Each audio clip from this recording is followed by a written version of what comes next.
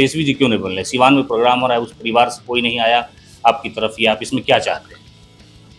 नहीं देखिए अब इसमें हम ज़्यादा कुछ तो कहना नहीं चाहते हैं। इसमें भी परिवर्तन लाने की ज़रूरत है समय के हालात को देखते हुए। वहाँ पर जो बातें आ रही हैं कि भाई हम तो दल में ही नहीं हैं, एक बार नहीं काफ़ी बार बोला गया। फिर मोबाइल फ़ोन आया और फिर मोबाइल फ़ोन के लिए दुकान जाना पड़ता था रिचार्ज कराने, आजकल ऑनलाइन करा लाते हैं। तो कोई ज़ोर ज़बरदस्ती तो है नहीं, सबकी अपनी आज़ादी है, सबका अपना निर्णय लेना चाहिए। पहले आपको स्टैंड में जाके गाड़ी बुक कराना होता था, आजकल ओला उबर आ गया। समय के साथ-साथ जो है चीज़ें बदलती हैं और समय के साथ लोगों को चलना चाहिए। अच्छा, एक सवाल ये है तेजस्वी जी कि आप पर लोगों को बड़ा यकीन है कि आप साफ-सुथरी बात करते हैं, झूठ नहीं बोलते हैं।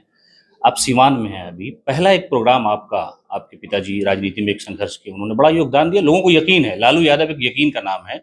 तो शहाबुद्दीन परिवार के बगैर ये प्रोग्राम हो रहा है, उस पर आपकी क्या टिप्पणी है कि वो जो एक मामला है राजनीति में, आपको इस पर बोलना चाहिए, लोगों को इंतज़ार है इस बात का कि तेजस्वी जी क्यों नहीं बोल रहे? सिवान में प्रोग्राम हो रहा है, उस परिवार से कोई नहीं आया आपकी तरफ, या आप इसमें क्या चाहते हैं? नहीं देखिए अब इसमें हम ज़्यादा कुछ तो कहना नहीं चाहते हैं। लेकिन एक बात तो है कि भई समय के साथ-साथ जो है चीज़ें बदलती हैं और समय के साथ लोगों को चलना चाहिए। हम लोग आशावादी लोग हैं, पॉज़िटिव लोग हैं और समय के साथ चलते हैं। पहले एसटीडी बूथ होता था, हुँ।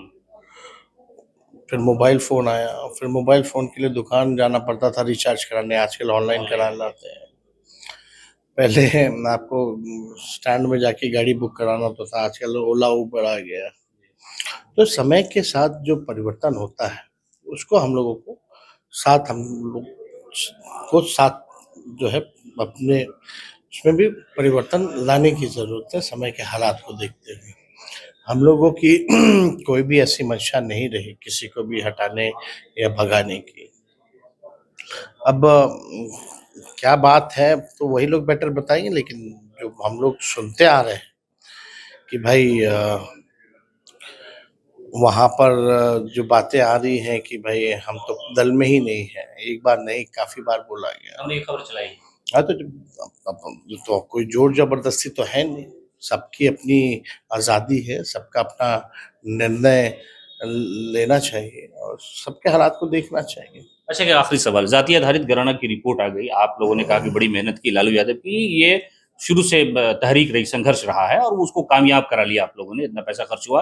तो इसका जो है वो नज़ारा या उस तरह की राजनीति का फ़ायदा लोकसभा चुनाव, विधानसभा चुनाव में गणना के अनुसार आप उस समाज के लोगों को आप उम्मीदवार बनाएँगे? हम लोगों की कोशिश हमेशा से रही है और अगर आप 90 के दौर में ही अगर आप देखें, तो जिस हिसाब से बिहार असेंबली में जो एमएलएज़ आने शुरू हुए हैं, वो तो उसी दौर से शुरू हो गया था।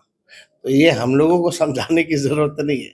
लेकिन जो रियल पिक्चर जो लोग नासमझ थे, जिनको नहीं समझ में आ रहा था, उनके लिए ये एक्स-रे कराना बहुत ज़रूरी है। अच्छा, राहुल गांधी गांधी मैदान की जो रैली है आपकी, बड़ी रैली है पटना में, वहाँ शामिल होंगे? ऐसी आपने इन्फॉर्मेशन है आपको या भेजा आपने दावा? और राहुल जी तो खुद ही यात्रा में हैं, है ना? तो देखा जाएगा। अभी तो हम भी घूम ही रहे हैं और कल सब लोगों ने तय किया है कि 3 तारीख को रैली करेंगे। तो अब उसमें हम लोग सब लोग को न्योता दे रहे हैं। उसमें देखा जाएगा टाइम निकाल कर के अगर आ सके। बहुत शुक्रिया तेजस्वी प्रसाद यादव जी, इन्होंने कहा कि यात्रा के ज़रिए हम लोगों को बताना चाह रहे हैं, रोज़गार का मसला है और एक लकीर जो हमने खींची है, उसी लकीर पर बिहार को चलना होगा। और क्या कुछ इन्होंने कहा, सहयोगी तनवीर के साथ, सीमा बख्तर, हेडलाइंस बिहार, सिवान।